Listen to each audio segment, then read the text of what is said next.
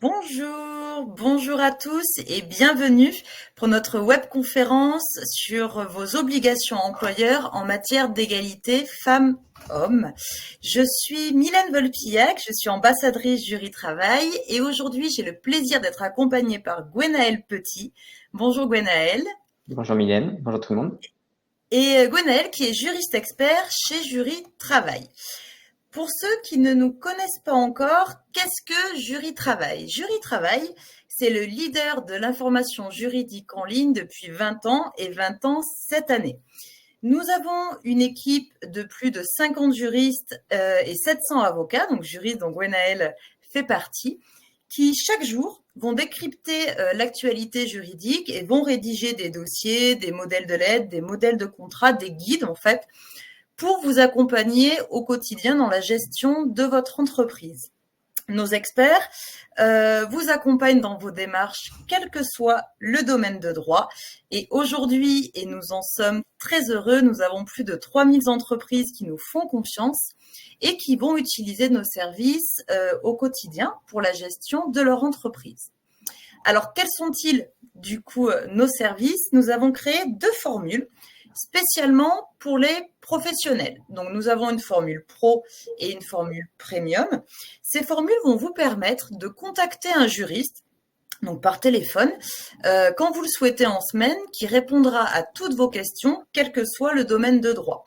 Vous pourrez également accéder à l'ensemble de nos dossiers, thématiques, modèles de lettres, de contrats, documents RH, qui sont à jour, bien évidemment, des derniers textes de loi. Et vous pourrez profiter de votre convention collective, bien évidemment, à jour des derniers accords. Je vous invite vivement, à l'issue de notre webconférence avec Gwenaëlle, à aller sur le site de Jury Travail, découvrir quelles sont les formules et découvrir la formule surtout qui vous correspond le mieux et correspond aux besoins de votre entreprise. Je pense qu'Élodie vous a envoyé le petit lien dans le chat, donc n'hésitez pas à aller voir nos solutions pour les pros. Nous allons donc pouvoir rentrer, Gwenaëlle, maintenant dans le vif du sujet. Tout d'abord, un petit point sur le contexte et surtout un chiffre. 24,4%, c'est l'écart qu'il existe encore en 2023 dans la rémunération entre une femme et un homme. Donc c'est beaucoup, encore 24,4%. Et en tant qu'employeur, en tant qu'RH, vous êtes pourtant tenu d'assurer le principe selon lequel, à travail égal, salaire égal. Donc, nous allons voir tout au long de la webconférence quelles sont vos obligations en tant qu'employeur sur l'égalité homme-femme, comment et où publier l'index d'égalité professionnelle et quelles sont les nouvelles mesures prévues notamment par la directive européenne en droit français. Pour traiter l'ensemble de ce vaste sujet, nous avons 5 grandes parties. La première, Gwenaëlle nous décrira donc les principes généraux et les champs d'application du principe d'égalité homme-femme au travail. Ensuite, il nous décrira les mesures qui visent à supprimer les écarts de rémunération. Ensuite, les aides auxquelles vous pouvez prétendre en tant qu'employeur. Nous aurons toute une partie sur le vrai-faux avec vraiment des mises en situation, savoir comment il est possible ou non de justifier un écart de rémunération. Et ensuite, nous ferons un point sur les sanctions que vous risquez si vous ne respectez pas ces obligations.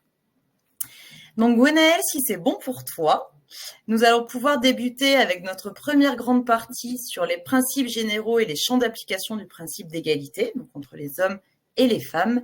Et dans un premier temps, est-ce que tu peux me donner une définition, s'il te plaît? Merci Mylène. Donc en fait, comme tu l'as très bien expliqué au tout début, cette égalité donc de rémunération ou même de traitement entre les hommes et les femmes sont issus d'un grand principe jurisprudentiel de 1996. Cette jurisprudence a découlé effectivement ce grand principe de travail égal, salaire égal. Sauf que le législateur, il a même allé plus loin en insérant dans le Code du travail vraiment un article bien spécifique pour effectivement cette égalité de traitement, pour, entre guillemets, réduire cette inégalité entre les hommes et les femmes. Et du coup, aujourd'hui, dans le Code du travail, on a un article de loi, c'est l'article L3221-2, qui précise très clairement que pour un même travail ou un travail de même valeur, l'égalité de rémunération entre les femmes et les hommes doit être tenue. Là, on a deux grandes notions qui apparaissent. Ça va être déjà la notion de rémunération et ensuite la notion de valeur égale. Pour la rémunération, on ne va pas juste se contenter du salaire de base. On va prendre également en considération les différents avantages, tels que les primes, ou alors les avantages en espèces ou en nature, puisque cette égalité de rémunération porte également sur ces éléments-là. De plus, pour la notion de valeur égale, va y avoir en fait cette notion de travail qui va être assimilé ou en tout cas correspondre par un titre, par un diplôme, par une pratique professionnelle, une expérience acquise, une responsabilité ou même des charges physiques ou nerveuses qui doivent être similaires pour avoir effectivement la notion de travail égal. À titre d'exemple, bien sûr, un salarié ne peut pas prétendre à une égalité de traitement et donc salariale lorsque le travail, par exemple, d'un manager est différent d'un travail de salarié de production. La rémunération ne peut pas être égale puisque le travail, lui, n'a pas la même valeur. Parfait exemple. Merci beaucoup, Gwenaëlle. Je ne vous l'ai pas dit, mais si vous avez des questions, n'hésitez surtout pas à nous les poser dans l'onglet questions qui se trouve en bas à droite de votre écran. Nous allons répondre avec Gwenaëlle en fin de webconférence. Et si jamais nous n'avons malheureusement pas le temps de répondre à toutes vos questions, Élodie vous enverra un lien directement dans le chat. Vous pourrez poser vos questions directement à nos juristes qui vous répondront avec grand plaisir dans les 24 heures. Donc merci Gwenaëlle du coup pour cette réponse-là. Maintenant, est-ce que tu peux nous parler des nouvelles mesures et de l'impact pour l'employeur sur la transparence des rémunérations? Alors, du coup, on va parler de nouvelles mesures, mais ça va être surtout une grande nouvelle mesure qui a été votée en fait par le Parlement européen cette fois-ci. C'est la directive 2023/970 qui effectivement aujourd'hui donc a été votée. Alors pas aujourd'hui, 6 février, mais elle a été votée le 10 mai 2023. Alors par contre, attention, cette directive, quand bien même qu'elle a été votée donc le 10 mai 2023, n'est aujourd'hui pas applicable en droit interne, donc en France, puisque comme il s'agit d'une directive, le Parlement français doit faire ce qu'on appelle une loi de transposition pour effectivement intégrer les nouvelles mesures dans le droit français. Mais effectivement, cette directive impose à l'ensemble des États membres de l'Union européenne d'appliquer une loi de transposition avant le 7 juin 2026. Pour le bien de la webconférence, j'ai quand même regardé juste avant. Aujourd'hui, donc 6 février, la loi n'est pas transposée en droit interne français. Mais on verra un petit peu plus tard dans la webconférence, ce n'est pas parce qu'elle n'est pas transposée et donc appliquée en droit interne que vous, en tant qu'employeur, vous ne pouvez pas déjà appliquer ces mesures. Qu'est-ce qu'on va retrouver? Déjà, il va y avoir deux grands principes, deux grands articles dans cette directive. Il va y avoir en fait l'article 5 qui va imposer une transparence de rémunération dès l'embauche et donc l'employeur devra, dans l'offre ou au moment de l'entretien, donner le salaire correspondant au poste ou alors une fourchette. De plus, la volonté des législateurs européens, c'est également d'imposer aux employeurs une transparence sur l'écart de rémunération. Et l'article 9 de cette directive va imposer aux différents employeurs d'informer l'ensemble des tiers sur l'écart des rémunérations entre les hommes et les femmes dans l'entreprise, l'écart de rémunération médian, les différents quartiles, les différentes écarts de rémunération, mais cette fois-ci sur les primes ou les composantes variables, mais également les différentes écarts de rémunération sur les postes hiérarchiques, voir si effectivement il y a plus ou moins de femmes dans les hauts postes de l'entreprise et également s'il y a une écart de rémunération. Ce sont les principaux effectivement éléments qui sont apportés par cette directive. Bien sûr, il y en a d'autres et je vous inviterai du coup à contacter nos juristes pour avoir plus de précisions. De plus, cette directive, cette fois-ci, elle donne libre champ au droit interne, donc à chaque pays, de placer une sanction. Cette sanction, elle peut être indemnisatoire pour la victime de cette discrimination, qui va permettre effectivement à celle-ci d'obtenir un dédommagement pour le préjudice qu'elle a subi, mais également une sanction plus pénale pour en fait pénaliser directement l'entreprise et l'employeur par rapport du coup à la proportion donc de la discrimination qui a eu lieu. Voilà un peu le grand principe de la nouvelle mesure. Merci beaucoup, Gwenaëlle. Nous allons pouvoir du coup passer à notre seconde grande partie sur comment supprimer les écarts de rémunération entre les femmes et les hommes dans l'entreprise. Et première question, qu'est-ce que l'index d'égalité professionnelle entre les hommes et les femmes? Alors, cet index, il a été instauré donc depuis 2020 pour l'ensemble des entreprises de plus de 50 salariés. Cet index, il est mentionné à l'article L 1142-8 du Code du travail et suivant, et prévoit que cet indicateur relatif à l'écart de rémunération entre les femmes et les hommes dans l'entreprise va indiquer si effectivement l'entreprise fait des bonnes pratiques, ou en tout cas utilise des bonnes pratiques pour compenser cette inégalité. Cet indicateur va également mesurer si le niveau d'écart salarial, puisque concrètement, pour les entreprises, alors je prends le cas des entreprises de 50 à 250 salariés, puisque je pense que c'est la majorité des entreprises représentées dans cette webconférence, mais les critères retenus, en tout cas pour ce type d'entreprise, par le Code du travail, ça va être de prendre en considération l'écart de rémunération de base sur le calcul et les variables, l'écart de taux d'augmentation individuelle de salaire, donc savoir si effectivement, est-ce que les femmes ou les hommes ont été plus ou moins augmentés chaque année, le pourcentage de salariés, ainsi que le nombre de salariés de sexe sous-représentés ou surreprésentés parmi les 10 plus gros salaires de l'entreprise. Et c'est l'ensemble de ces critères qui donnent en fait un indicateur sur 100 du respect de l'égalité professionnelle sur le salaire ou le traitement de l'entreprise entre les femmes et les hommes. Merci beaucoup, Gwenaëlle. Comment et où publier du coup cet index? Alors, cet index, il doit être publié de 3 manières. Pour les salariés, le salarié, effectivement, doit être au courant de cet index et il doit être publié tous les 1er mars de chaque année, soit sur le site internet ou à défaut, soit effectivement porté à connaissance des salariés par tout moyen. Concernant ensuite le ministère du Travail, l'index, lui, il doit être publié sur le site egapro.travail.gouv.fr tous les 31 décembre de chaque année. Et ensuite, bien sûr, le CSE doit être informé également de cet index. Et cette fois-ci, c'est également le 1er mars de chaque année pour l'année précédente. Pour vous donner un exemple, le 1er mars 2024, le CSE doit être informé de l'index de 2023 par l'employeur. Si l'employeur ne respecte pas son obligation de publication, il peut se voir imposer une pénalité financière qui peut aller jusqu'à 1% de la masse salariale. C'est ce qui est prévu à l'article L 2242-8. De plus, s'il ne respecte pas son devoir d'information auprès du CSE, ça peut caractériser un délit d'entrave au CSE. Et là, c'est une amende de 7 500 €. Pareil, prévu également par le Code du travail. Donc la procédure a bien respecté alors.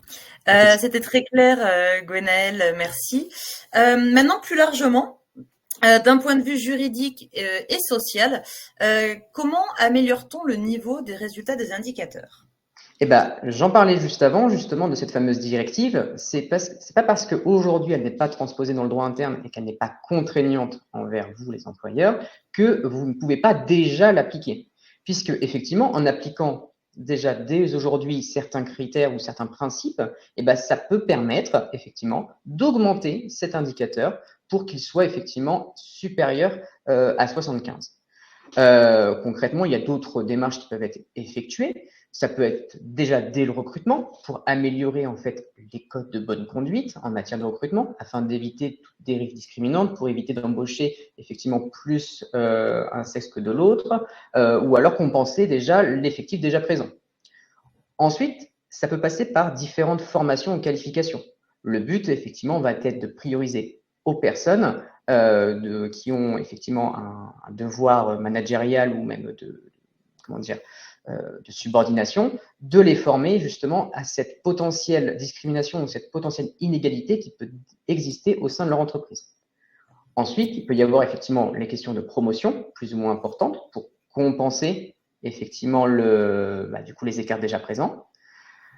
La classification, on peut revaloriser par le biais d'accords d'entreprise les différents salaires ou les différentes grilles, ou même d'ailleurs les emplois directement, les emplois dits féminins, puisqu'effectivement, il peut y avoir dans certaines entreprises des catégories du coup de travail qui sont prises exclusivement pour les femmes, donc on peut essayer de voir pour revaloriser celles-ci.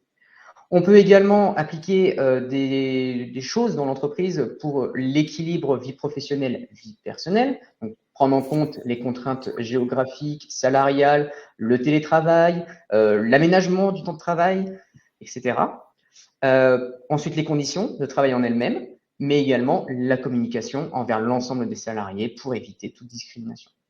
Ça, ce sont des mesures. Il n'en existe pas, voilà, c'est pas limitatif. Si vous avez des questions à propos de ces différentes solutions qui peuvent être trouvées, moi, je vous inviterai à nous contacter directement, puisque moi, je vous donne des solutions dites généraux. Maintenant, chaque situation et chaque entreprise est particulière.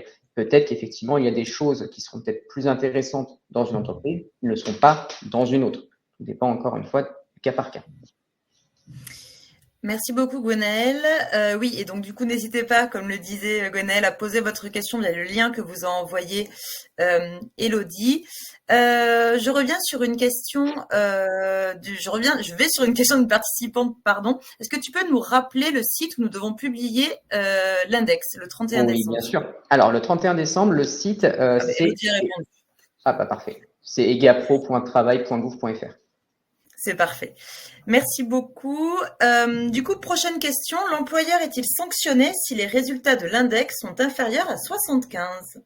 Alors, dans le cadre effectivement où le score est inférieur à 75, l'employeur, la direction, a l'obligation, vraiment j'insiste sur l'obligation, c'est vraiment pas lui qui choisit, de prendre toute mesure de correction et le cas échéant de mesures financières de rattrapage de salaire si besoin, pour effectivement compenser cet index qui est inférieur à 75. Il a quand même un délai. Ce délai, il est de 3 ans, sachant qu'il peut être prorogé s'il y a eu des actions de l'entreprise et également de pourquoi en fait ces actions qui ont été mises en place sont défaillantes, puisque effectivement le simple fait de mettre des actions ne suffit pas à proroger du coup le délai. Il faut voir si ces actions effectivement avaient un réel but à compenser l'index et également voir pourquoi elles ont échoué. La sanction, c'est quoi? C'est une pénalité financière prévue à l'article 2242-8 du Code du travail. Et cette pénalité, elle est de 1% de la masse salariale également. Très clair, merci Gwenaëlle. Autre question, qu'est-ce que le plan pour l'égalité professionnelle, s'il te plaît?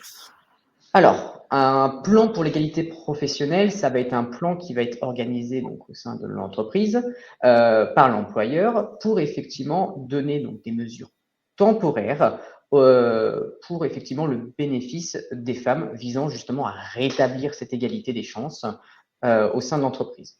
Alors, ce plan peut composer plusieurs choses. Ça va être effectivement l'application donc des choses qu'on a vues préalablement dans comment améliorer l'index. Encore une fois, ce plan, il faut quand même qu'il soit calqué sur la situation de l'entreprise. On ne va pas prendre des mesures qui n'ont pas pour but d'améliorer effectivement l'égalité professionnelle si, de base, dans l'entreprise, il y a déjà une égalité sur ce plan-ci. Ce plan, il doit être élaboré avec l'avis du CSE, mais également de la DRETS, sachant que eux peuvent s'opposer à ce plan dans un délai de 2 mois à compter de sa promulgation. Si effectivement il s'oppose, il faut quand même que ce soit justifié, notamment sur ce que je viens de dire. Est-ce qu'il y a un réel intérêt sur ce qui a été mis en place dans ce plan et savoir effectivement s'il y aura un réel impact ou pas. Voilà. Très clair Gwenaëlle, merci. Nous allons pouvoir passer du coup à notre troisième grande partie qui va vous intéresser sur les aides auxquelles vous pouvez prétendre du coup pour favoriser l'égalité entre les hommes et les femmes. Et la première question, qu'est-ce que le contrat pour la mixité des emplois et l'égalité professionnelle? Alors, ce contrat, déjà, il existe depuis effectivement un certain moment, puisqu'il a été instauré depuis déjà 2011. Il est situé donc dans le Code du travail, aux articles R 1143-1. Et en fait, ce contrat, qui est un contrat entre l'entreprise et l'État, ça va être un contrat qui est réservé pour toute entreprise de moins de 300 salariés et qui va avoir pour but de procéder à une aide financière pour procéder à une étude pour savoir en fait concrètement si dans l'entreprise, est-ce qu'il y a une égalité professionnelle et comment effectivement on peut y remédier. Et effectivement, ce contrat avec du coup l'État peut permettre un financement pour accélérer la réduction de cette inégalité. Ce contrat est soumis à l'avis des différentes organisations syndicales, mais il doit être en plus conclu qu'après soit un accord d'entreprise, qui mentionne effectivement la volonté de celle-ci de vouloir faire un contrat avec l'État sur ce principe-là, soit après adoption d'un plan pour l'égalité professionnelle, puisque comme on vient de le voir juste avant, un plan pour l'égalité professionnelle homme-femme peut comprendre effectivement ces fameux contrats, soit après effectivement l'adoption d'une ou plusieurs mesures en faveur de la mixité des emplois prévues donc par l'employeur. Ce contrat, qu'est-ce qu'il va comporter? Il va comporter effectivement l'objet et la nature de l'engagement qui va être souscrit avec l'employeur et l'État, le montant de l'aide qui va être versé par l'État, ainsi que les modalités de versement. Il peut y avoir effectivement plusieurs modalités, soit en une fois, soit en plusieurs fois, soit effectivement un forfait. Enfin, il peut y avoir plusieurs modalités. Tout dépend encore une fois du cas par cas de l'entreprise et du contrat qui est signé. Et également les modalités d'évaluation, puisque l'État va effectivement fournir une aide, mais elle ne va pas juste fournir une aide. Elle va quand même évaluer l'utilisation de cette aide financière et voir si elle réduit du coup l'égalité. Sachant qu'en plus de l'évaluation, il peut y avoir un contrôle de l'État suite au versement de cette aide. Et du coup, de quel montant, quel est le montant de cette aide? Alors, le montant de cette aide, il va varier suivant les besoins de l'entreprise et du contrat, comme je viens de le dire, signé. Donc, l'article D 1143-12 du Code du travail prévoit 3 types d'aides. Il va y avoir une aide qui va correspondre en fait à 50% du coût d'investissement en matériel lié à la modification, par exemple, d'une organisation ou des conditions de travail. Je donne un exemple. Par exemple, si l'entreprise veut aider à instaurer un télétravail pour que du coup, c'est une favorisation donc d'égalité, et ben, par exemple, ça peut engendrer un coût suivant ce que le salarié a besoin pour travailler. Donc, le coût peut être pris en charge par l'employeur et via cette aide, effectivement, via les contrats avec l'État, et ben, l'État peut prendre jusqu'à 50% du coût d'investissement. De plus, il va y avoir un investissement de 30% des coûts et des dépenses de rémunération exposés par l'employeur pour les salariés, bénéficiant justement dans le cadre de formation,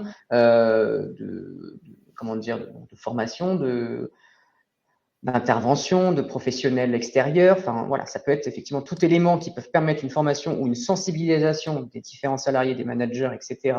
Et ben, effectivement, ces coûts peuvent être pris jusqu'à 30% par ces fameux contrats.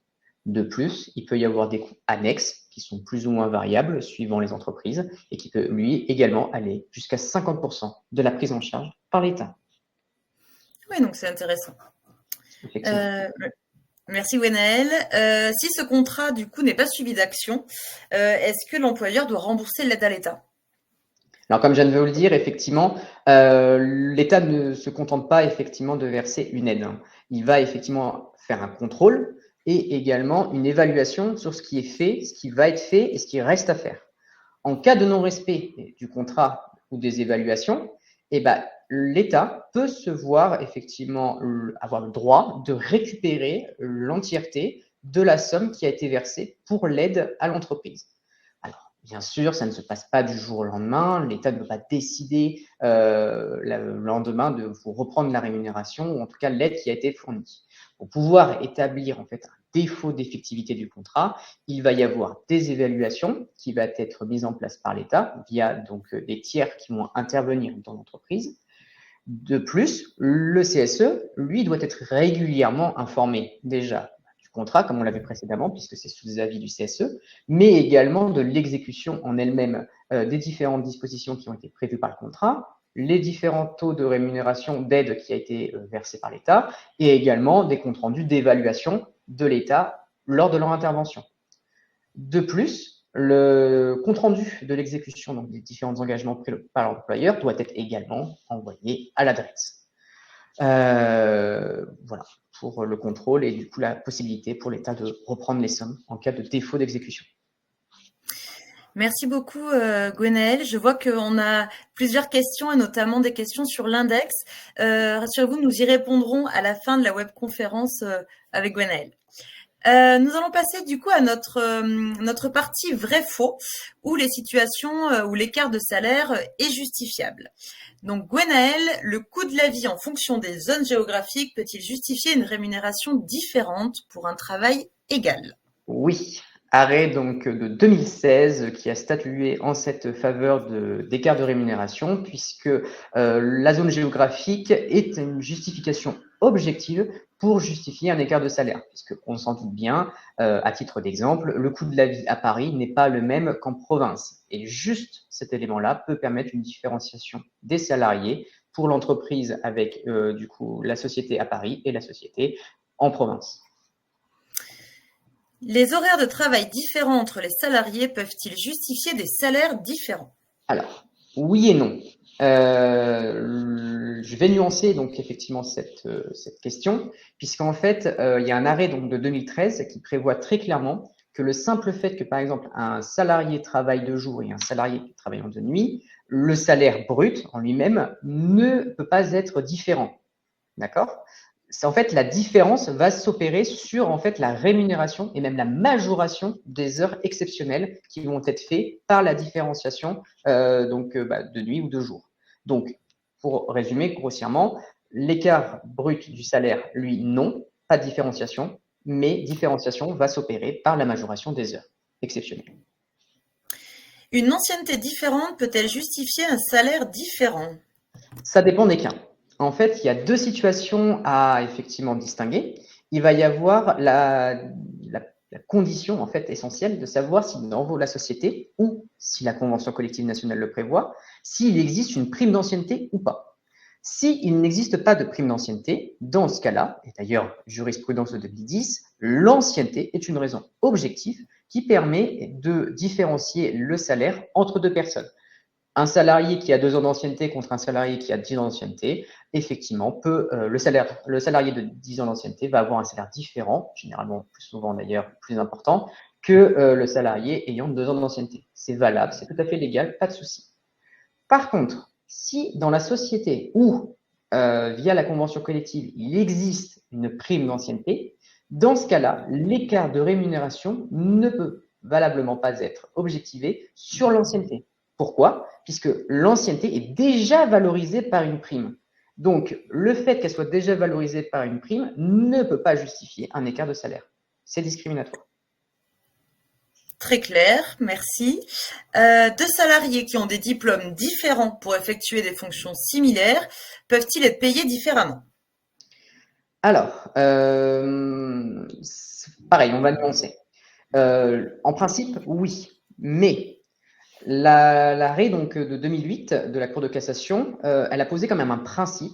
Le simple fait qu'il y ait un diplôme différent ne justifie pas en lui-même une différence de salaire. Il faut également que l'employeur prouve que la pertinence du diplôme dans le poste occupé. Par exemple, effectivement, si il y a deux salariés sur le même poste, mais que l'un des salariés est plus diplômé que l'autre, il faut que, pour justifier d'une rémunération différente, il faut que le diplôme apporte une sorte de plus-value au poste, qui soit justifiée de manière objective et qu'elle apporte effectivement cette différenciation de valeur de travail. Par contre, si le diplôme en lui-même n'apporte rien de plus au poste, eh ben, qu'un salarié soit en bac+2 ou en bac+5, si le poste ne nécessite pas une compétence particulière au niveau du diplôme, l'écart de rémunération n'est pas valable. Merci Gwenaël. Les comportements professionnels peuvent-ils justifier une rémunération différente pour des salariés occupant les mêmes fonctions? Oui. Arrêt donc de 2008, cette fois-ci. Concrètement, un comportement de salarié peut justifier une différence de rémunération. À titre d'exemple, effectivement, un salarié qui a des difficultés à travailler en équipe lorsque le poste le prévoit, ou en tout cas est nécessaire pour faire le travail au maximum, des difficultés à s'intégrer, le non-respect des directives donc de l'employeur, une insubordination, du retard, tous ces éléments peuvent justifier un écart de rémunération légitime. Peut-on payer différemment deux salariés qui exercent les mêmes fonctions mais qui travaillent dans des établissements distincts? Là, il y a 4 situations à différencier. Dans le cadre, effectivement, où les deux établissements de la même entreprise sont dans la même entreprise, le simple fait qu'ils soient dans un déplacement différent ne justifie pas un écart de rémunération. Par contre, comme on l'a vu plus haut, la zone géographique des établissements, elle, peut justifier un écart de rémunération. Mais le simple fait d'une différenciation d'établissement ne le justifie pas. Ensuite, deux établissements d'une entreprise différente, mais avec un même accord collectif ou une même convention collective nationale, là, oui, c'est possible, puisqu'on n'est pas dans le cadre d'une même entreprise. Le cas où il y a deux entreprises distinctes d'un même groupe, pareil, arrêt de 2012, c'est possible. Ce n'est pas parce qu'on fait partie du même groupe. Si les deux entreprises, elles, sont distinctes, et ben, dans ce cas-là, une écart de rémunération peut être valablement acceptée. Dans le cadre où il y a deux entreprises distinctes d'une même unité économique et sociale, pareil, l'écart de rémunération est valable. Ou en tout cas, elle est acceptée. Un salarié mis à disposition d'une entreprise peut-il être rémunéré différemment des salariés permanents? Alors, oui, effectivement, arrêt de 2005, cette fois-ci, puisque du coup, une écart de rémunération entre un salarié permanent et un salarié effectivement mis à disposition ne justifie pas donc d'un travail ou d'une situation à valeur égale. Donc, c'est ce qu'en tout cas a retenu cet arrêt de la Cour de cassation. Et du fait qu'il ne se trouve pas en fait dans le principe de travail égal, dans ce cas-là, il n'y a pas de salaire égal. Voilà. En tout cas, pas d'obligation du côté de l'employeur. Par contre, s'il le fait, voilà, c'est le bon vouloir de l'employeur, mais aucune obligation ne lui contraint. Merci Gwenaëlle. Un salarié travaille moins bien que les autres, puis-je le rémunérer différemment de ses collègues? Alors, on l'a un petit peu vu précédemment, mais cette fois-ci sur le fait que du coup de l'insuffisance salariale ou contractuelle, oui, dans les faits, c'est possible, mais par contre, la charge de la preuve est très lourde pour l'employeur. En effet, un arrêt de 2008 prévu des critères ou des faisceaux d'indices qui permettent à l'employeur de justifier effectivement cet écart salarial sur effectivement l'insuffisance donc, du travail. Par contre, il faut déjà qu'il y ait eu des avertissements ou tout élément de preuve qui indiquerait que l'employeur a averti le salarié de cette insuffisance et que si effectivement cette insuffisance continue, une rémunération différente peut se voir appliquer lors effectivement des augmentations annuelles ou quoi que ce soit. À titre d'exemple, dans l'arrêt de 2008, un entretien annuel d'évaluation qui mentionne effectivement ces conditions, cette insuffisance salariale, sert de preuve pour l'employeur pour justifier un écart de rémunération. Merci Gwenaëlle. Et donc, dernière question de notre vrai-faux. Mon entreprise comprend des salariés de droit privé ainsi que des agents de droit public. Dois-je appliquer une rémunération similaire pour ceux effectuant des missions semblables?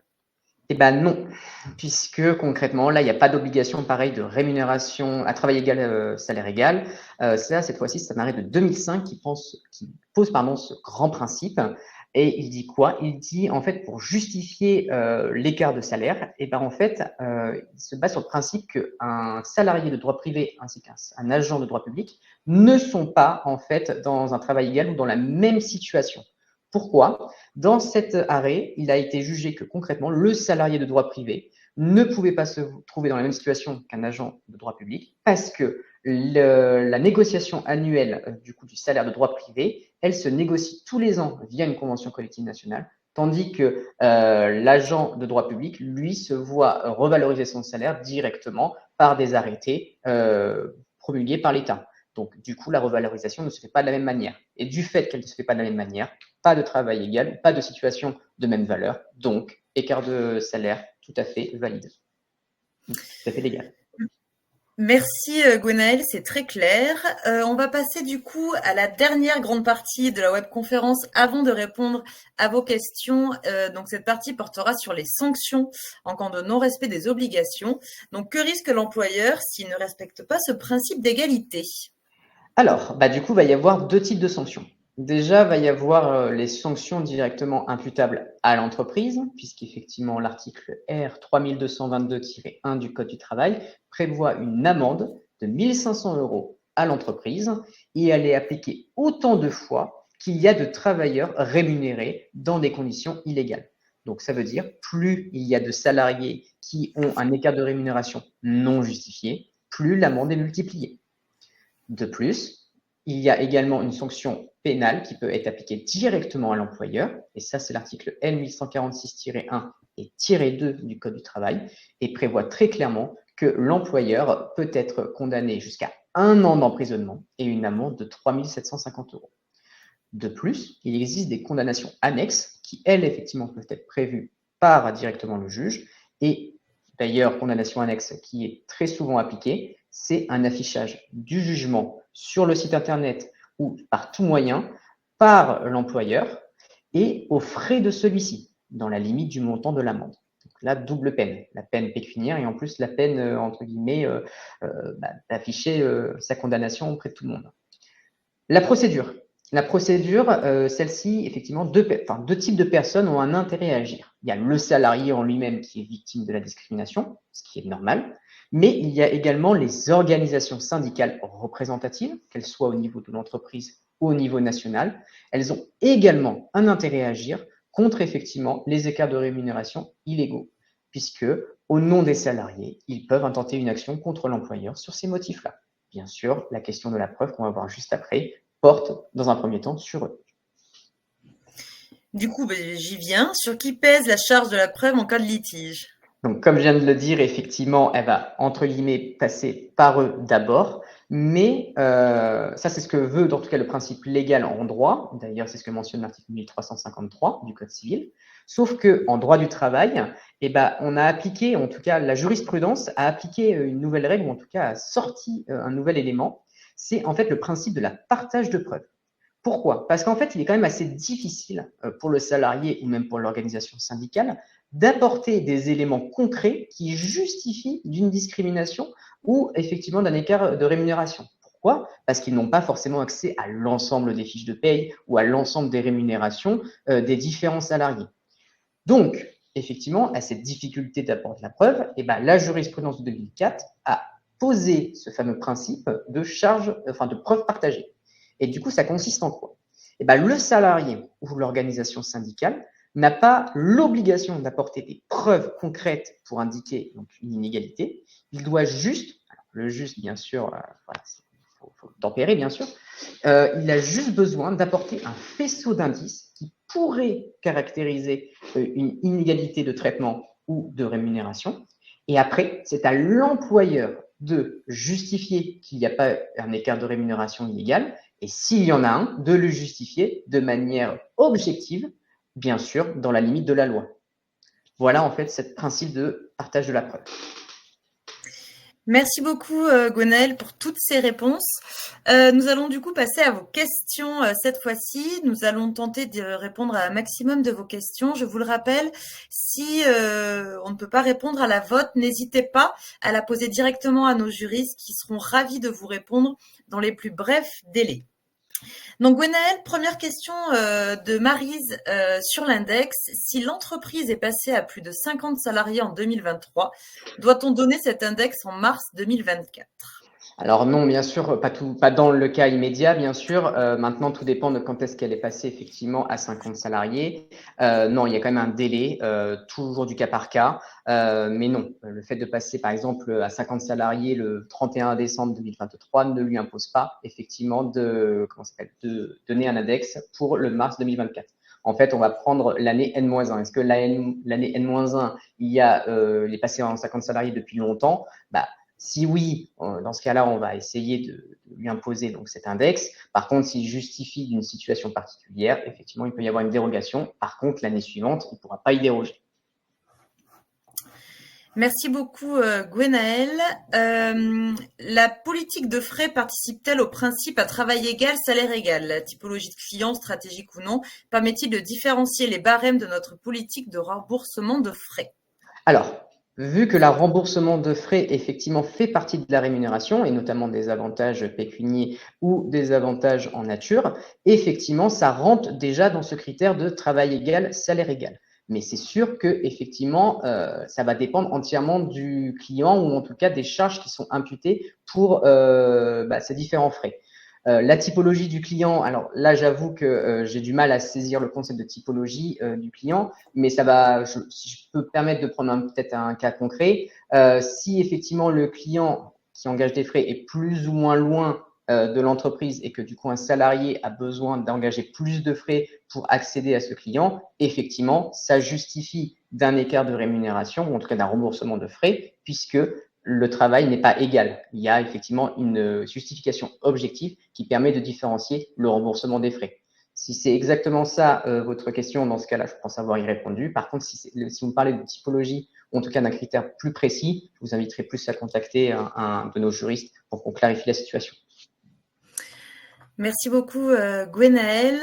Le critère comportement du salarié dont tu parlais tout à l'heure n'ouvre-t-il pas la voie, à l'écart à la tête du client ou à la cooptation plutôt qu'à la compétence réelle et à la plus-value professionnelle du salarié?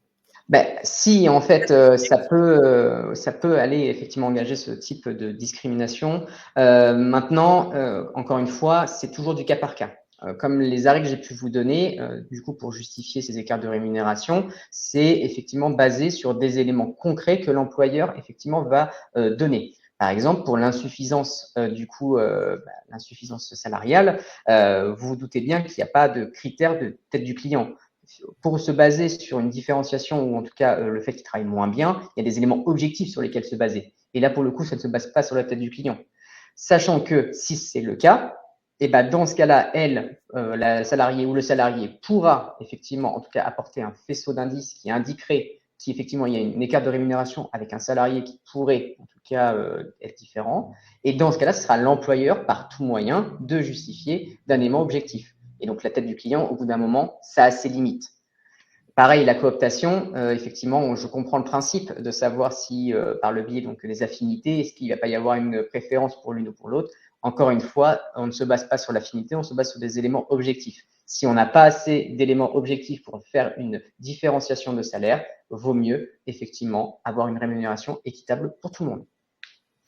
En parlant de rémunération, donc une question de David. De quelle rémunération parle-t-on? Salaire de base uniquement ou salaire de base plus variable, prime, heure sup?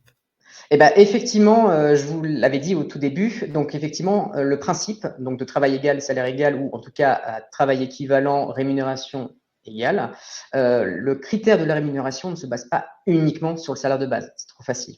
Il y a également l'ensemble des primes qui sont versées, l'ensemble des avantages, des accessoires payés, des avantages en nature, en espèces, etc. Maintenant, concernant les heures supplémentaires, la rémunération des heures supplémentaires, elle ne dépend pas effectivement de la personne, puisque du coup, on va se baser sur son salaire, son taux horaire, et effectivement, une personne qui va faire du coup des heures supplémentaires sera rémunérée, ou en tout cas majorée, par des critères objectifs qui sont mentionnés par la Convention collective nationale. Ça veut dire que concrètement, s'il y a une différence de salaire qui se base sur les heures supplémentaires, du coup, l'élément est objectivé. Cet écart de rémunération sera basé uniquement sur les heures supplémentaires, puisqu'un salarié en aura fait plus qu'un ou qu'une autre, et dans ce cas-là, la rémunération est légitime. En tout cas, l'écart est légitime. Mais sur la base, en tout cas salariale, on prend la base et voir s'il y a des heures sup. Par contre, si tout le monde a fait des heures sup au même niveau avec le même nombre d'heures, dans ce cas-là, normalement, un écart salarial ne peut pas exister, sauf autre élément. Merci beaucoup, Gwenaëlle. Est-ce que l'expérience peut justifier un écart de rémunération à poste égal? Oui, l'expérience peut justifier du coup un écart de rémunération. Maintenant, il faut, comme le diplôme, puisqu'on l'a vu juste avant, comme le diplôme, il faut que la différence d'expérience sur le poste apporte un élément supplémentaire dans l'exercice de celui-ci. Le simple fait que la personne soit sur un poste, mais qu'une personne qui vient d'arriver fait exactement la même production ou effectivement la même, fait le même travail dans les mêmes conditions avec la même production, le simple fait qu'il y ait de l'expérience en plus ne justifie pas un écart de rémunération. Il faut vraiment que l'expérience apporte une plus-value.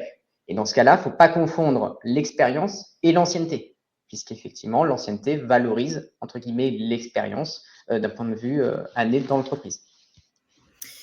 Merci beaucoup, Gwenaëlle, pour l'ensemble de ces questions, pour ces réponses plutôt.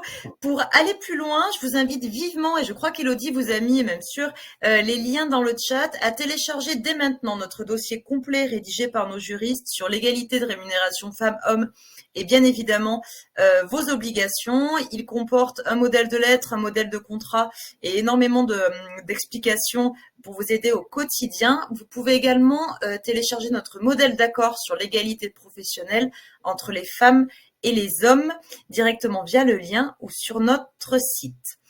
Je vous le redis, mais vraiment n'hésitez pas à aller découvrir nos formules que nous avons créées spécialement pour les professionnels sur notre site, nos solutions pro ou nos solutions premium. Gwenaëlle, merci beaucoup de l'ensemble de tes réponses. C'était très clair et très intéressant. Nous retrouvons Gwenaëlle d'ailleurs en webconférence sur les réunions du CSE qui sera le 29 février à 14 heures. Et avant, la semaine prochaine, avec notre juriste Alexandra Marion, nous allons parler de l'inaptitude professionnelle, la procédure, le licenciement et bien évidemment vos obligations employeurs. N'hésitez pas à vous inscrire. L'inscription, la participation, bien évidemment, est gratuite. Merci beaucoup pour votre attention et votre fidélité. Je vous dis à très bientôt et merci encore, Gwenaëlle. Merci à toi également et puis merci à tout le monde d'avoir participé. Au revoir. Au revoir.